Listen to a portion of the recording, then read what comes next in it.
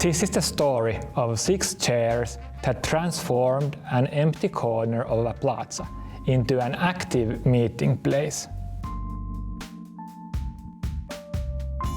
I had always wondered why there are so few places to sit in public urban spaces, such as plazas and streets. It is disappointing how many empty plazas we have that are covered only by hardscape like paving or asphalt. Also, usually all the benches and seats are bolted to the ground and people cannot move them.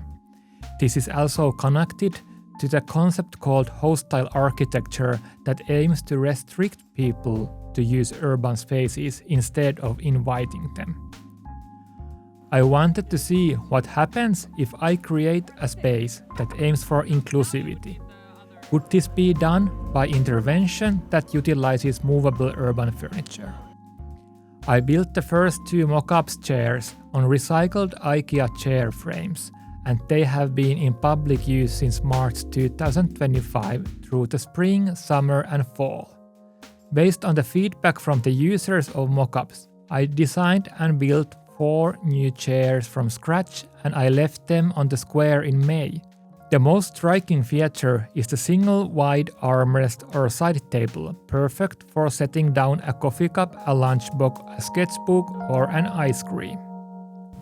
I have been particularly delighted that for some people, these chairs became a regular spot to enjoy the urban space, nice weather and hanging out with friends.